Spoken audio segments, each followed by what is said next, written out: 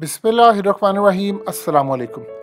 आज पाकिस्तान के लिए इतनी बड़ी खबर है, इतनी बड़ी खबर और इतनी बड़ी डेवलपमेंट है कि पाकिस्तान को वो कामयाबी हासिल हुई है जिसका पाकिस्तान काफ़ी देर से इंतज़ार कर रहा था। मारा किसने है, कामयाबी किसने दिलवाई है, ये हमारा कंसर्न नहीं है। अब लोग समझदार हैं, उनको पता है कि सूरत हाल क्या हुई है। टीटीपी के अब तक के most wanted terrorist commander Rafiullah ये असल में अफगानिस्तान में मारे गए हैं। देखिए, पाकिस्तान के दुश्मन अब चुन चुन कर मारे जाएंगे। मारता कौन है इस पर हम ना तबसरा पहले किया था ना अब करेंगे। लोगों को पता है।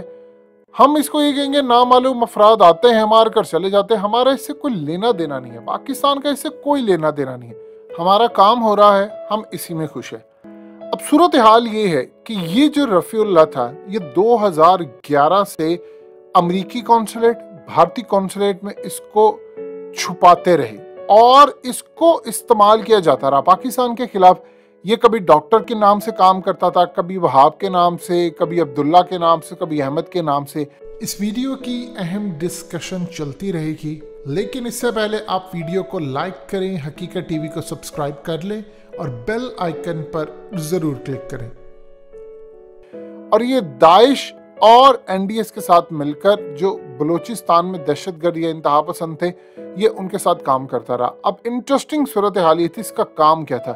इसका काम ये था कि ये जो खास तौर पर आप जानते हैं खुदकुश बमबार जो होते हैं, ये उनको तैयार करता था, उनको असिस्ट करता था, एक जगह से दूसरी जगह लेकर जाता था।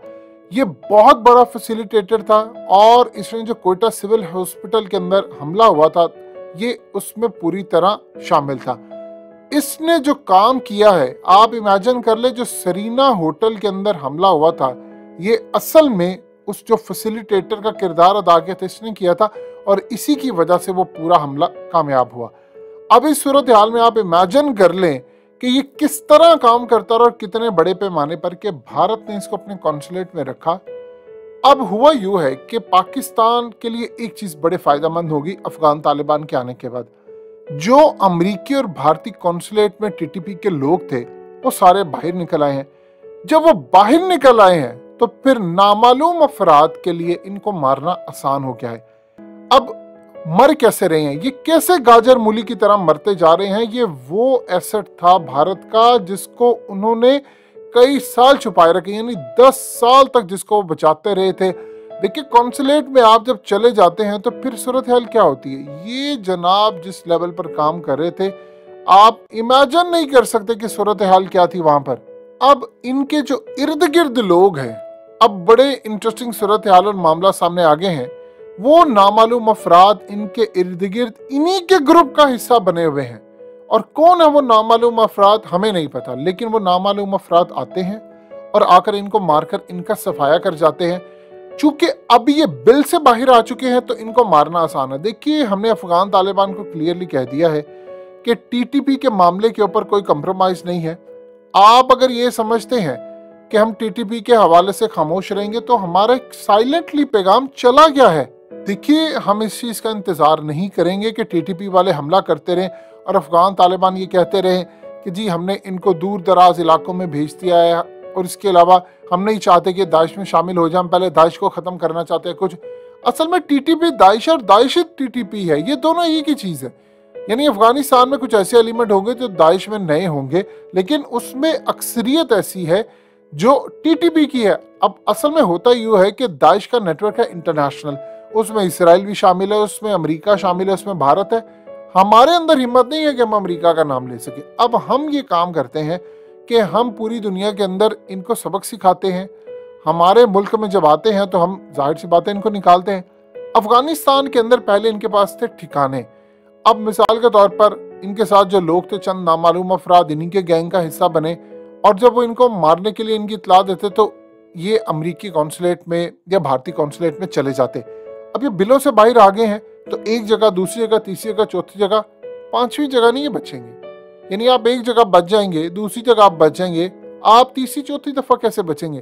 और आपको कैसे पता चलेगा कि आपके साथ जो लोग हैं वो नामालूम अफराद कौन से हैं, वो आपके दोस्त हैं या वो किसी मिशन पर है, क्या है कि हमें नहीं पता। लेकिन हमारा काम होना शुरू हो गया है और क्लियर हो रहा है। देखिए, चुन चुन कर इनकी टॉप की क़यादत, इनके लोग मारे जा रहे हैं। और भारत को इतनी परेशानी है, इतनी ज़्यादा परेशानी है कि जिस एसेट को उन्होंने 10 साल छुपा कर रखा, वो एसेट अब बुरी तरह बर्बाद हो गया। ये वो चीज़ है जो उनको समझ नहीं आ रही कि अब हम करें तो क्या करें, क्योंकि एक जब मरता है तो उसके साथ 10। और एक बात याद रखिएगा, ये जो 7 छोटे मोटे कमांडर्स होते हैं उनका तो वैसे ही सफाया होता जा रहा है, उनकी खबर नहीं आती। लेकिन असल में जो बड़े कमांडर्स हैं, जब वो मरते हैं तो खबर आती है। और अक्सर औकात बहुत सारे लोग काफ़ी देर पहले मर चुके होते हैं, खबर उनकी बाद में रिलीज़ की जाती है, पैगाम देने के लिए, उनकी क़यादत को पूरी तरह तबाह करने के लिए। असल में तो है ये 4 से 5 हज़ार लोग, जिनमें आप इनकी टॉप क़यादत का सफाया करते हैं तो निचले सतह पर वैसे ही तितर बितर हो जाते हैं। ख़ानदान इनके मिलाकर तो इनके 20,000 के करीब लोग बनते हैं। अब इस सूरत हाल में आप देखते जाइए, इनका सफाया होता जा रहा है। बहुत सारे ऐसे मर चुके हैं जिनकी खबर नहीं आई, लेकिन अगले कुछ अरसे में आ जाएगी। अब जो मामला सामने आ रहा है वो अफगान तालिबान को क्लियर पैगाम चला गया है कि कुदरत इनका सफाया कर रही है। अगर आप नहीं करेंगे तो कुदरत आकर करेगी, कोई नामालूम अफराद आकर करेंगे। और नामालूम अफराद कौन होंगे, पाकिस्तान का काम होगा, पाकिस्तान पर आंच नहीं आएगी। बेहतर है कि आप कर ले। बाद में आप कहेंगे कि किसी नामालूम अफराद ने आकर मार दिया, तो आपके मुल्क को आकर उन्होंने यरगमाल बनाया, जो आप अल्फाज अदा करते हैं, जी हमारे मुल्क में आते हैं, कभी कोई रॉकेट मारता है, कभी कोई ड्रोन मारता है। ये आपकी जिम्मेदारी है कि आप एलिमिनेट कर दें इनको। अगर आप नहीं करेंगे तो नामालूम अफराद दुनिया के किसी भी कोने से कोई भी इनको मार सकते हैं, इनकी आपस की दुश्मनी मार सकती है। हमें तो इससे कोई लेना देना नहीं है, कौन मारे, ना हमारा इसमें कोई हाथ है, ना हम इसमें कोई अपना ताल्लुक रखते हैं। हमने तो सिर्फ ये देखना है कि ये लोग आगे बढ़ते हैं, एक दूसरे से लड़ते हैं। अब हो सकता है इनके अंदर कुछ ऐसे लोग हों जो कि इक़्तिदार के लिए लड़े हों, उन्होंने एक दूसरे को मार दिया हो। हम सिर्फ पीछे बैठकर तमाशा देख रहे हैं। ये जरूर हो रहा है कि चुन चुन कर इनका सफाया किया जा रहा है। यहाँ से आप अंदाजा कर लें कि जो भी नामालूम अफराद इनको मार रहे हैं, हमारा उसमें कोई हाथ नहीं है, पाकिस्तान का तो हाथ नहीं है। अब एक चीज आप समझ लें, उनको एक एक जगह का पता है कि कहाँ पर है, उनकी अप्रोच कितनी है, किस लेवल पर वो जा सकते हैं, कैसे वो इनको मारा जा सकता है, क्या सूरत हाल होती है, ये आप अच्छी तरह जानते हैं। नामालूम अफराद इस वक्त इतनी इंटेलिजेंस मालूमात रखते हैं कि उनको पता है कौन कहाँ पर है। और देखिए, पाकिस्तान के पास भी बड़ी इतलात है। हमने टीटीपी के हवाले से अफगान तालिबान को बताया है कि ये जगह पर ये लोग हैं, आपने इनको मारना है। अब अगर अफगान तालिबान नहीं मारेंगे, हम तो नहीं चाहते किसी के मुल्क को वायलेट करना, और हम समझते हैं ये बिल्कुल जायज़ भी नहीं है, ये ठीक भी नहीं है किसी के मुल्क पर जाकर आप हमला करें। लेकिन फिर कुदरत खुद ही अपना इंतकाम ले लेती है, तो फिर हम क्या कर सकते हैं। अगर अफगान तालिबान नहीं मारेंगे तो कोई नामालूम अफराद तो उठेंगे, वो मारेंगे और कुदरत इंतकाम ले लेगी। फिर हम यही कहेंगे कि देखो आपने नहीं मारा तो कुदरत ने हमारे लिए फ़ायदा कर दिया। लिहाजा इस सूरत हाल में अफगान तालिबान को देखना है कि वो किस लेवल पर जाकर काम कर सकते हैं। अदरवाइज फिर मुल्क के जिस भी मर्जी कोने में हो, चाहे वो काबुल में हो, चाहे वो किसी और जगह हो, किसी भी जगह हो, याद रखिएगा सफाया तो फिर उनका होना है। और भारत के एसेट्स और अमेरिका के एसेट्स अगर बुरी तरह बर्बाद होते हैं तो इसमें अल्टीमेटली फ़ायदा तो पाकिस्तान का होता है।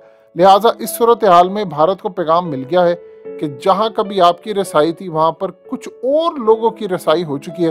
लिहाजा जितनी जल्दी हो सकता है आप इसको एलिमिनेट कर दें, नहीं तो ये नामालूम अफराद टीटीपी के किसी कमांडर को भी जिंदा नहीं छोड़ेंगे।